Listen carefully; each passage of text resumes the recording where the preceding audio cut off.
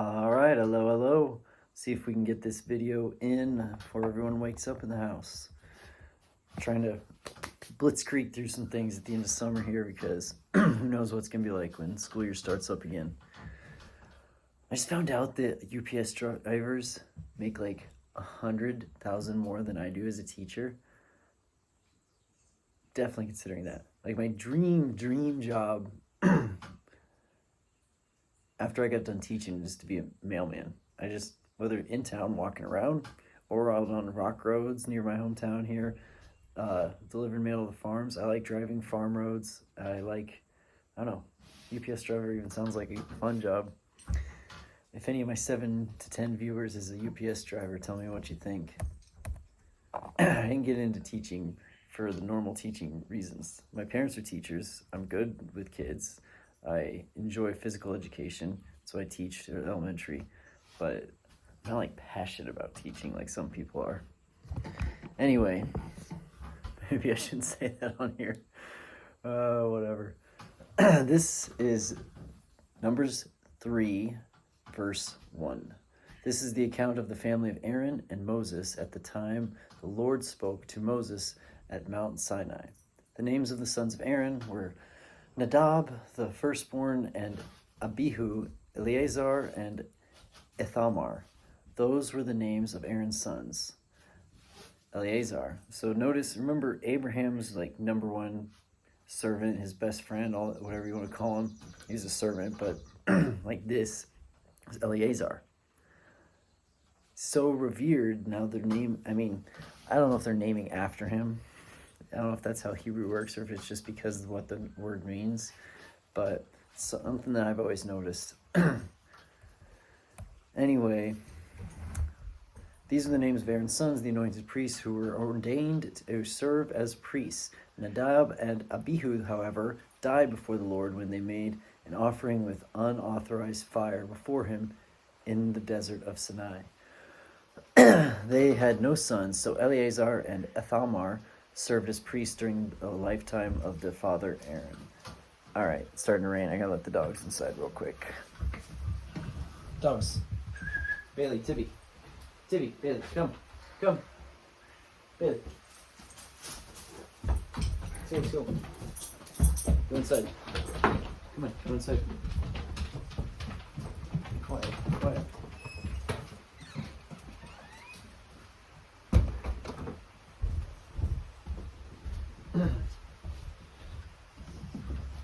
If they start barking and waking the kids up, oh man. I'm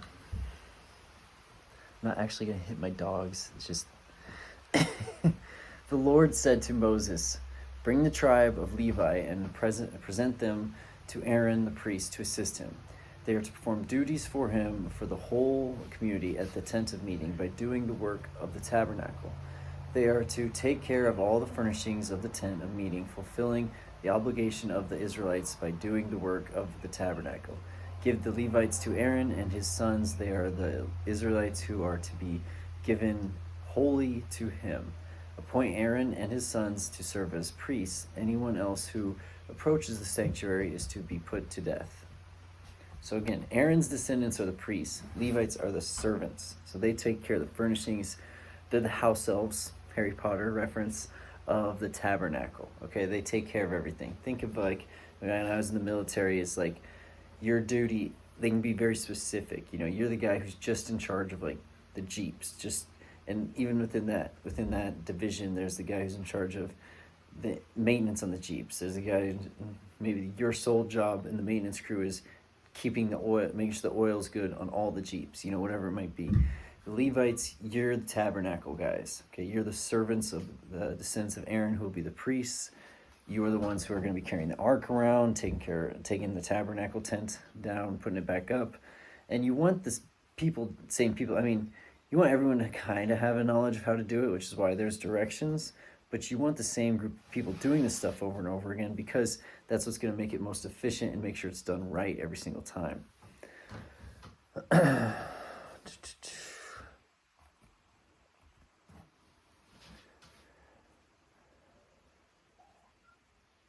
The Lord said to Moses, "I have taken the Levites from among the Israelites and placed of the first male offspring of every Israelite woman.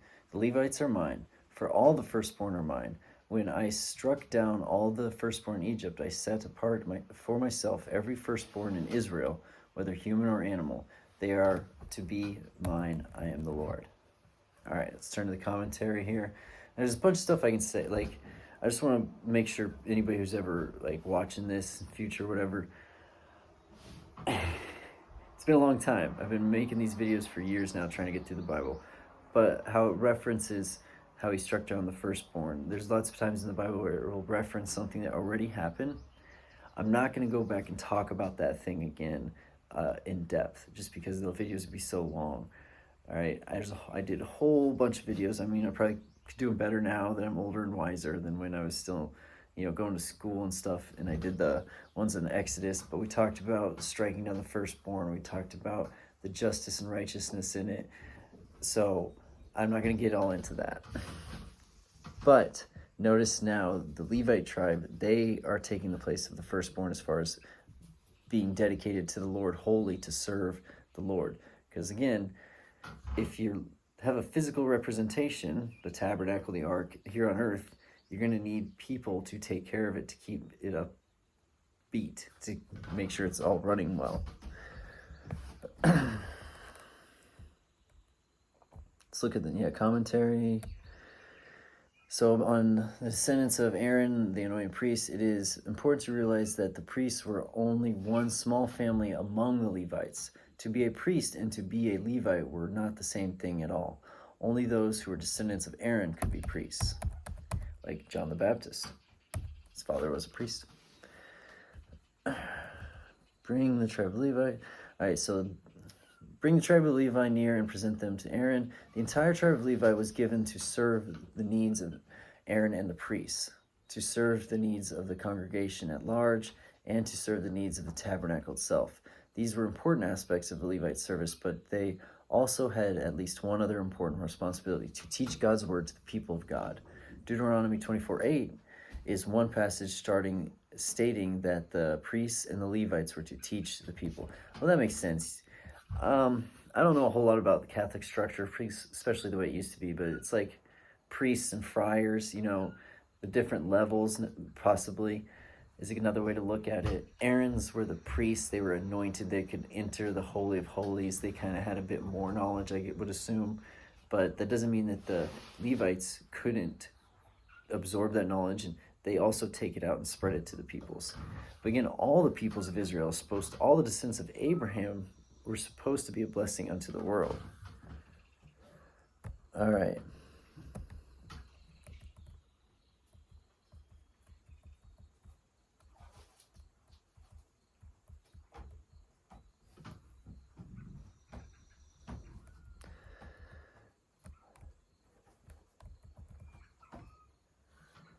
All right.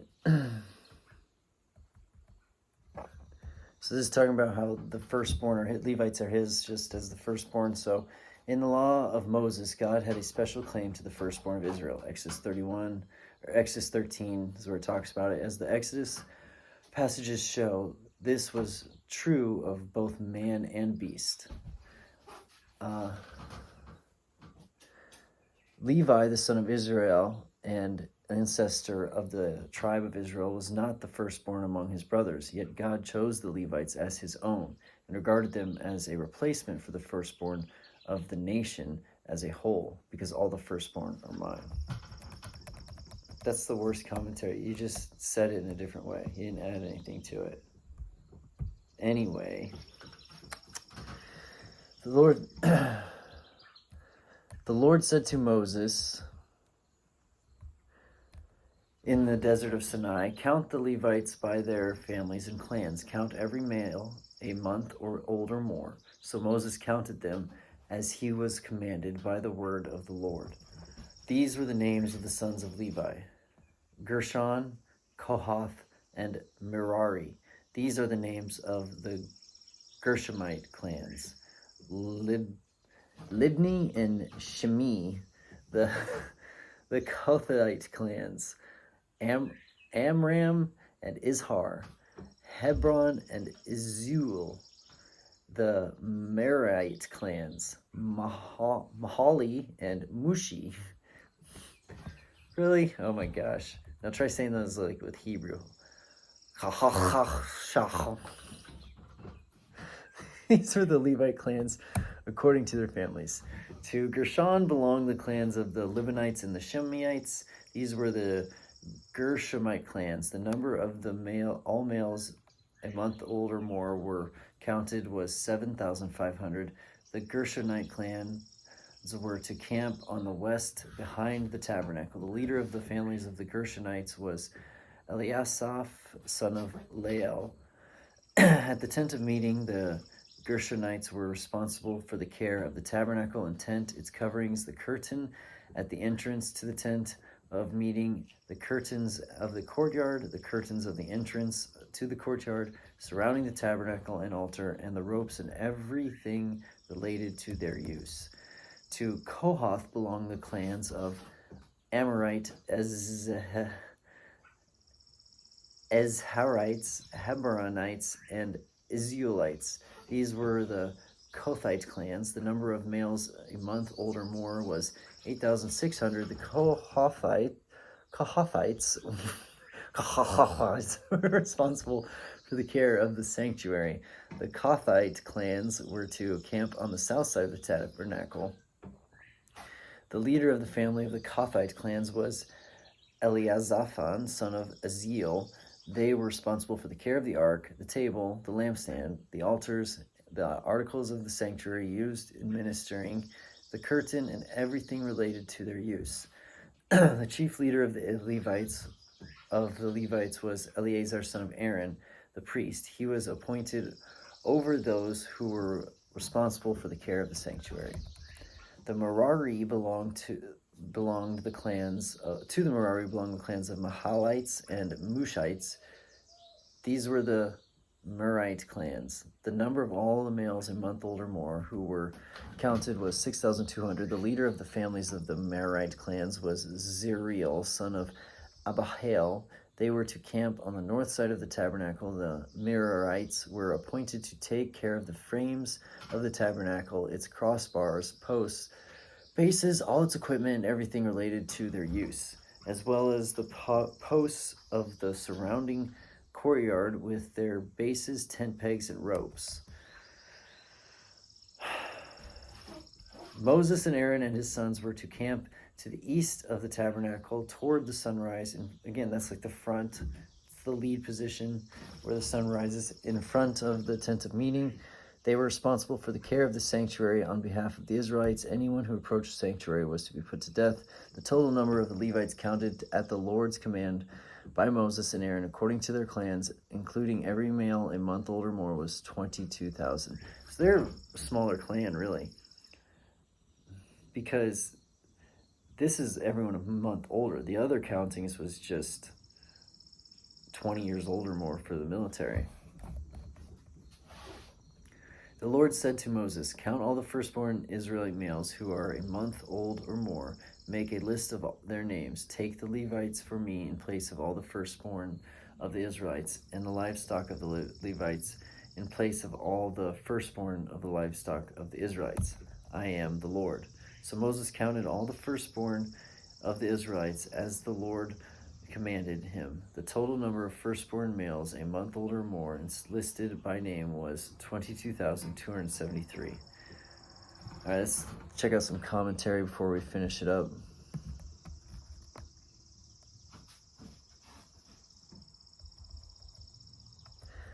So just notice, like, again, specific assigned duties.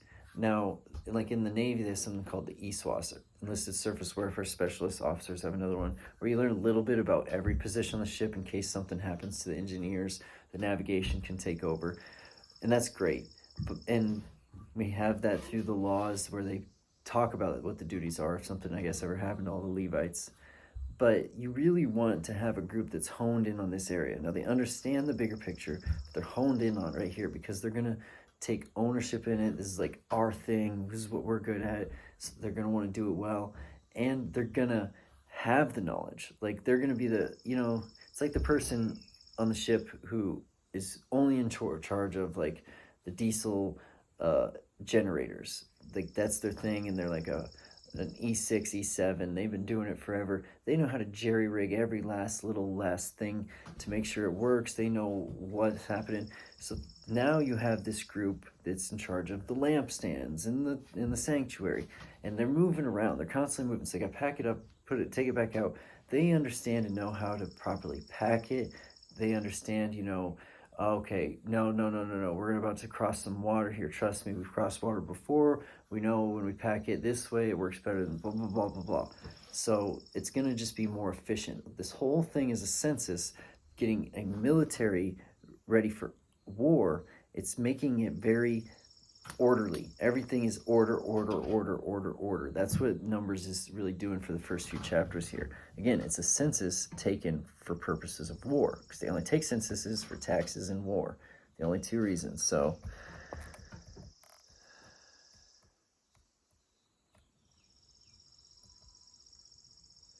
some Koshites under the rebellious leader of Korah would later challenge the authority of Moses and Aaron. Yeah, we'll get to that.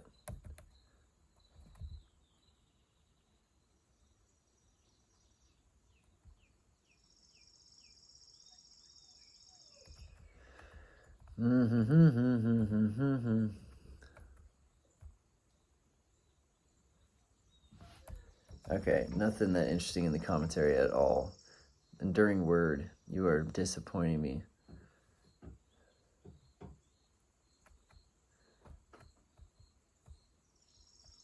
The work of the priests and Levites was for the glory and honor of God. Yet another essential part of their service was to simply meet the needs of the children of Israel. Knowing the nature of their work, this was largely focused on their spiritual needs, but certainly included needs beyond the spiritual. To do their work well as priests and Levites, they needed to be servants and sympathetic to the people and their needs. Yeah, and that goes now. Like, if you want to be a good servant of your community, you have to be sympathetic to the needs of your community. I mean, what is it that, like, Big Bear's always talking about? You want to make money? Find out what the people around you need and do that. You gotta have your ears to the grindstone, or whatever it is. You gotta know what's going on in your community with your people if you really want to serve them. If you really want to take care of them, their spiritual needs, whatever the needs are that they need, you have to know what's going on. Otherwise, you're useless. Like you're just serving what you assume is a need or something, or what you think it should be. The Lord said, this is verse 44, getting to the end here. The Lord said to Moses, take the Levites in place of all the firstborn of Israel, and the livestock of the Levites in place of their livestock. The Levites are to be mine, I am the Lord. To redeem the 273 firstborn Israelites who exceed the number of the Levites, collect 5 shekels for each one, according to the sanctuary shekel, which weighs 20 gerahs. Give the money for the redemption of the additional Israelites to Aaron and his sons. All right. Very, very efficient, or very, balanced, fair, whatever you want to call it. So Moses collected the redemption money from those who exceeded the number redeemed by the Levites. From the firstborn of the Israelites, he collected silver weighing 1,363 shekels, according to the sanctuary shekel. Moses gave the redemption money to Aaron and his sons as he was commanded by the word of the Lord. That's the end. So all those shekels, that's about 35 pounds, or about 16 kilograms of silver. So 35 pounds of silver is basically what they ended up getting to make up the difference. Not much more I can say on this one. I mean, again, notice the numbers. A lot of people think these numbers are overinflated. I disagree. But take notice of structure, okay? Again, and this is young in the birth of a nation. They're not even a nation yet. They started out with just Aaron realizing there's only one God, realizing as if Shem, his grandpa or great-grandpa, wasn't still alive. But he takes his line. God tells him, I'm going to give you and your descendants, I'm going to make you numerous, you're going to be priests and a blessing to the world, because you are going to be a peoples who will show my glory, because you will record me through, even though you will turn away, and it will be obvious that every time you turn away from me, you don't get my protection. Every time you serve me, you do get my protection, and you will be here not only to record the history, but you will exist throughout all these other great recorded histories, like the Persian and Babylonian, Assyrian empires, like the Greek, the Hebrew. I mean, all these great civilizations that are to come, you'll be in the heart of it, always holding on to this monotheism. So a light, a blessing, priest unto the world. This is what you're going to be, and you have to be in this area to do it, because this is where a lot of civilization is going to stem from. This is where a lot of things are going to blossom out from, because it's a center of trade. So we need you here in this holy land, and now this nation is peoples is big enough to really be a nation. Finally, I mean, how long are we from Aaron? We're 400 years in slavery, or 400 years in Egypt. And Abraham's how many years before all that? So this has come a long ways, and they're finally getting ready. But now it's all about order, structure. Okay, we got the numbers, we got the peoples now, and we have the Word of God. Now we need structure. Moses is bringing structure through the Word of God to them. They're setting up society. They're trying to make sure it's as orderly as possible, because again, not only do they want to be a light to the world, showing that they're an orderly society, that people should want to behave like they behave, but also they're a military. You got to have order. You got to have structure. You can't have things be flimmy-flammy. All right, my dogs are whining. I don't want to wake anyone up. So hope everyone has a wonderful afternoon, evening, or good night. God bless.